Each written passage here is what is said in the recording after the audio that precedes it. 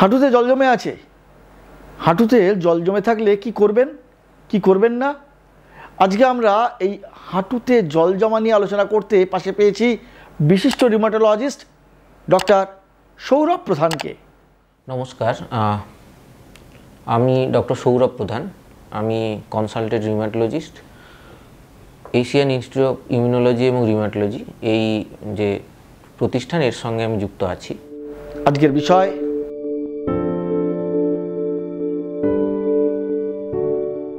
হাঁটুতে জল জমাটা বেশিরভাগ ক্ষেত্রে বাতের জন্য, অন্য কিছু হয় না তা বলবো না, তবে খুব কম ক্ষেত্রে হয়। হাঁটুতে জল জমলে সাধারণত একটা হচ্ছে হাঁটুতে ব্যথা হয়, সেকেন্ড হচ্ছে যে হাঁটুটা ফুলে যায়, পেশেন্ট বুঝতে পারে, মানে ডাক্তারের আগেও পেশেন্টরা সাধারণত ব্যাপারটা বুঝতে পারে যে আমার হাঁটুটা একটু ফুলে গেছে। এই দুটো মেন প্রবলেম সাধারণত হয়। কখনো কখনো সেই রকম প্রদাহ হলে হাঁটুটা গরম মনে হয়, ইভেন লাল ভাব হয়ে যায়। একজন মানুষের যদি একটা হাঁটুর তুলনায় অন্য হাঁটু ফুলে গেল, কি আগে যা ছিল তার থেকে হঠাৎ করে ফুলে গেল, শুধু হাঁটুটা ফুলল, সেটাকে নর্মাল একটা প্রসেস ধরে নেওয়াটা বেশিরভাগ ক্ষেত্রেই মনে হয় না ঠিক হবে। বেশিরভাগ ক্ষেত্রেই সেটা কোনো কারণের জন্য হবে এবং বেশিরভাগ ক্ষেত্রে সেটা কোনো ধরনের একটা আর্থ্রাইটিস হবে।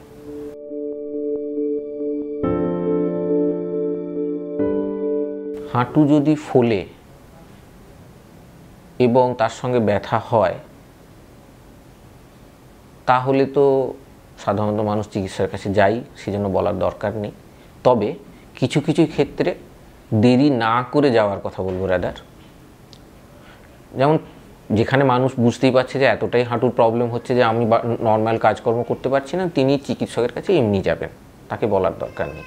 কিন্তু ধরুন হাঁটুতে প্রবলেমটা হঠাৎ করে শুরু হলো এবং খুব তাড়াতাড়ি বাড়লো, তখন কিন্তু বা তার সঙ্গে জ্বর এলো বা জায়গাটা লাল হয়ে গেল, এই রকম ক্ষেত্রে আমি বলবো দেরি না করে তার সঙ্গে সঙ্গে চিকিৎসকের পরামর্শ নিন।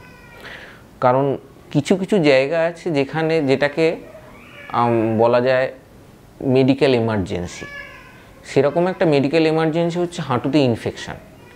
যদিও সেটা খুবই কম লোকের হয়, বিশেষ করে মানে একজন মানুষ যার অন্য কোনো অসুখ নেই, সেরকম কোনো প্রবলেম নেই, হঠাৎ করে হাঁটুতে ইনফেকশান হয়ে যাবে, দিস ইজ ভেরি আনলাইকলি। সেটা হবেই না প্রায়, তার নিশ্চয়ই অন্য কোনো কারণ থাকবে ইনফেকশান হওয়ার। তবে এই রকম যদি পরিস্থিতি হয় যেখানে আমার হাঁটু ফুলে গেল, তার সঙ্গে জ্বর চলে আসলো, জায়গাটা লাল হয়ে গেছে, জায়গাটা খুব গরম লাগছে, সেরকম ক্ষেত্রে সেপটিক, এবং সেটা শুধু একটা হাঁটু, সেক্ষেত্রে সেপটিক আর্থ্রাইটিস হওয়ার সম্ভাবনা একটা ডেফিনেটলি রয়েছে।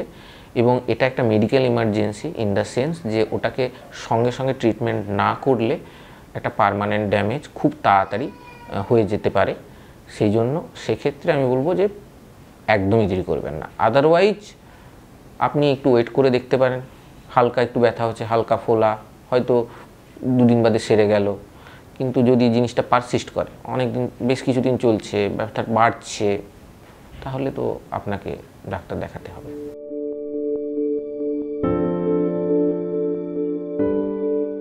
যার কোনো একটা ড্যামেজ, ধরুন যে কোনো জিনিসের ক্ষেত্রে, ইনফ্যাক্ট শুধু হাঁটুর ক্ষেত্রে নয়, আপনি যে কোনো যন্ত্রের ক্ষেত্রেও ধরতে পারেন।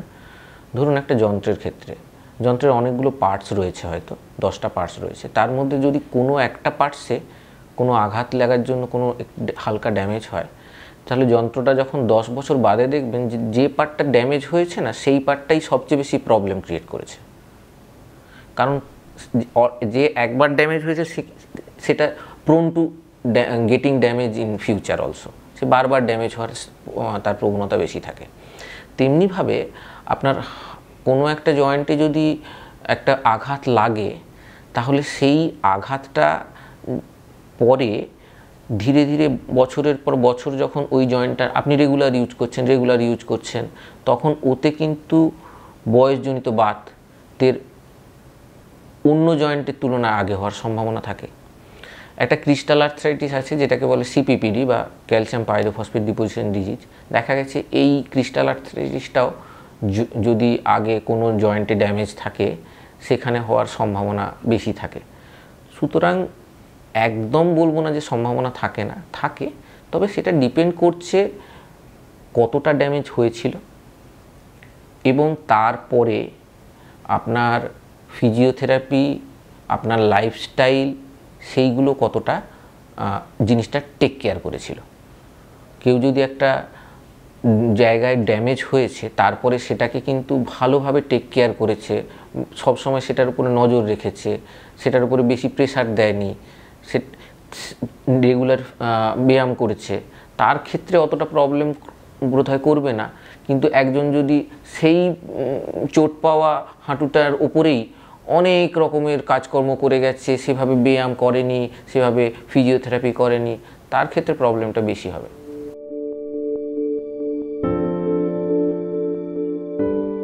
হাঁটু রিপ্লেসমেন্টের কথা আমরা তখনই বলি যখন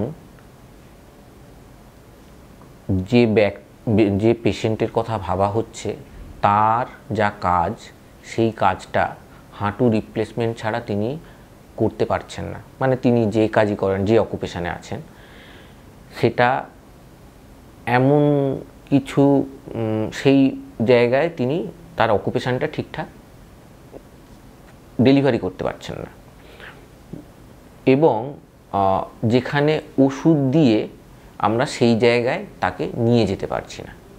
সুতরাং একটা হাঁটুতে বাত রয়েছে মানেই তাকে রিপ্লেসমেন্টে যেতে হবে তা কিন্তু ব্যাপারটা নয়।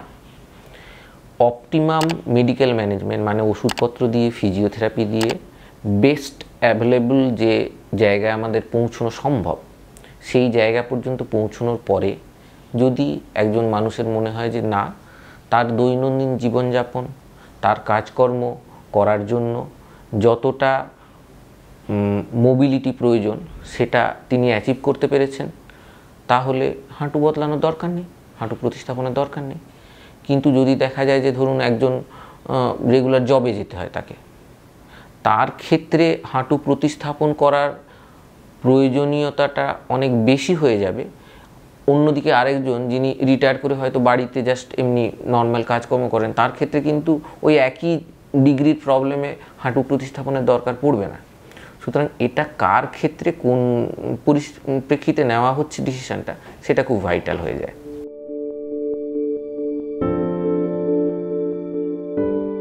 হাঁটু মুড়ে বসে কাজ করা সাধারণত মানে কনভেনশনাল টিচিং বা কনভেনশনাল ওয়েতে বলা হয় না করতে এই কারণে যে দুটো যখনই আপনি হাঁটু মুড়ে বসে কাজ করতে যাচ্ছেন তখন দুটো হাড়ের মধ্যে ঘর্ষণ বেড়ে যায়, হওয়ার সম্ভাবনা বেড়ে যায়, দুটো হাড়ের গ্যাপ কমে যায়।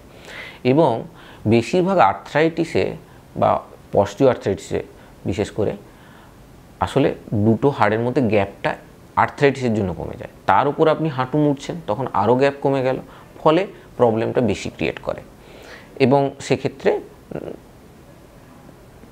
অস্টিও আর্থ্রাইটিসটা তাড়াতাড়ি বেড়ে যাওয়ার প্রবণতা বেশি থাকে। এটা ক্লাসিক্যালি। কিন্তু এখন বেশ কিছু কাজ হচ্ছে যেখানে এই যে হাঁটু না মুড়ে বসে কাজ করতে গেলে তো অনেক প্রবলেম হয় লোককে। অনেক সময় হাঁটু না মুড়ে বসে আপনি কাজ করতে পারছেন না, আপনার কিছু কাজ আছে, পুজো হোক এ হোক, সেগুলোর ক্ষেত্রে কিছু সময়ের জন্য হাঁটু মুড়ে বসার প্রয়োজন পড়ছে। সেখানে এই হাঁটু মুড়ে বসে সত্যি কি অতটা দরকার না দরকার নয়, এই নিয়ে একটা বিভিন্ন জায়গায় কাজ চলছে এবং এটা নিয়ে জায়গাটা একটা কন্ট্রোভার্সির জায়গা রয়েছে।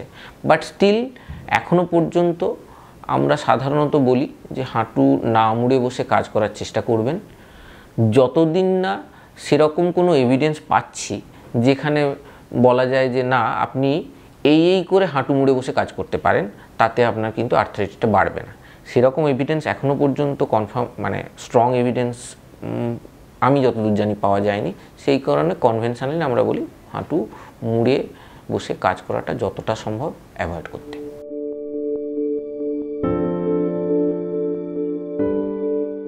এক কথায় যদি উত্তর দিতে হয় আমি বলবো না। তবে ক্যালসিয়ামের রোলটা কোথায়? বেশিরভাগ ক্ষেত্রে একটা বয়সের পরে হাড়ের দুর্বলতা বা অস্টিওপোরোসিসের প্রক্রিয়া শুরু হয়। মহিলাদের ক্ষেত্রে বেশি, পুরুষদের ক্ষেত্রে কম। এবং এই অস্টিওপোরোসিসের প্রক্রিয়াটা শুরু হলে যত হাড় দুর্বল হতে থাকে, ছোট ছোট মাইক্রো ফ্র্যাকচার, মানে যেগুলো খুব হালকা ফ্র্যাকচার, আলাদা করে বাইরে থেকে ধরতে পারবেন না, হতে পারে, তার থেকে ব্যথা হতে পারে। হাড় দুর্বল হলে হাড়ের সঙ্গে যে কাইনেটিক্স আছে সেটা চেঞ্জ হয়ে যায়, তার থেকে জয়েন্টের উপরে চাপ বেশি পড়তে পারে। সব মিলিয়ে সেই সময় ক্যালসিয়াম, ভিটামিন ডি এর সাপ্লিমেন্টেশন দিলে, এটা আলাদা করে দিলে, এই ক্যালসিয়াম যদি শরীরে কম থাকে তার ঘাটতি পূরণ করলে এই যে অস্টিওপোরোসিস বা হাড়ের দুর্বলতাজনিত যে প্রবলেমগুলো সেগুলো খানিকটা ওভারকাম করা যায়। কিন্তু ডিরেক্টলি কোনো বাতে, সেটা যে আর্থ্রাইটিসই হোক, ক্যালসিয়াম দিয়ে লাভ হবে তা কিন্তু নয়। সকলের যে ক্যালসিয়াম লাগবে তাও নয়। কিছু কিছু ক্ষেত্রে কিছু কিছু অসুখ আছে যেখানে ক্যালসিয়াম বেড়ে যায়, সেখানে ক্যালসিয়াম দিলে বরঞ্চ আরও প্রবলেম হয়ে যাবে।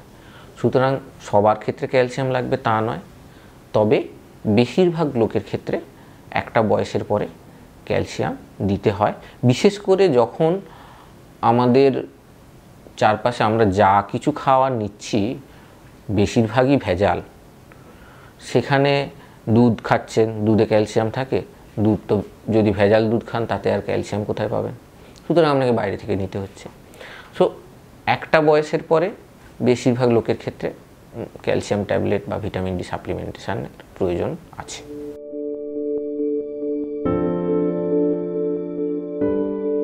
জোর করে হাঁটতে যাবেন না, কিন্তু হাঁটুতে ব্যথা হয়েছে বলে একদম শয্যাশায়ী হয়েও থাকবেন না। আপনার যে কোনো জিনিস, সেটা হতে পারে একটা যন্ত্র, সাইকেল হোক, মোটরসাইকেল হোক, যাই হোক, বা হতে পারে মানুষের ব্রেন, যে কোনো ক্ষেত্রে আপনি যদি তাকে রেগুলার ইউজ না করেন তাতে মরচে পড়ে। আপনার হাঁটুও সেরকম, আপনি যদি তাতে রেগুলার ইউজ না করেন তাতে মরচে পড়বে। কিন্তু এখন ব্যথা রয়েছে, জোর করে যদি হাঁটতে যান ব্যথা বেড়ে যাবে, হাঁটু আরও ফুলে যেতে পারে। আপনাকে বুঝতে হবে আপনার শরীরের ক্ষমতা এই মুহূর্তে কতটা, সেই মতো আপনি হাঁটাচলা করবেন। খুব ব্যথা রয়েছে, এমনি বাড়িতে যতটুকু না করলে নয় ততটুকু হাঁটাচলা হলো, ও ট্রিটমেন্ট করে আস্তে আস্তে ব্যথা কমছে, এবারে হাঁটা শুরু করুন। প্রথম দিন 5 মিনিট হাঁটুন, পরের দিন 10 মিনিট হাঁটুন।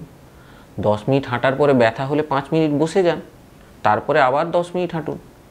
কিন্তু হাঁটাটা যদি না বন্ধ করে দেন একদম, তাহলে কিন্তু ওখানকার মাসলগুলো আস্তে আস্তে উইক হয়ে যাবে, মরচে ধরে যাবে, প্রবলেম বাড়বে, বই কমবে না।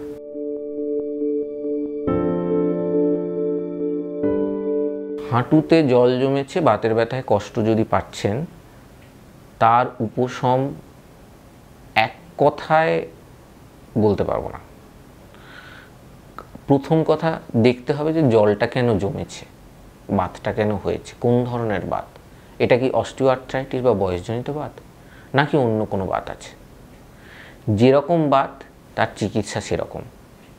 তবে কিছু জিনিস কমন, যেমন ফিজিওথেরাপি রেগুলার, কিছু কিছু ক্ষেত্রে সেরকম হলে হাঁটুতে ইঞ্জেকশান দেওয়া, স্টেরয়েড ইঞ্জেকশান দেওয়া, বা খুব ব্যথা হলে ব্যথার ওষুধ খাওয়া, এগুলো মোটামুটি সব ক্ষেত্রেই একই রকমের।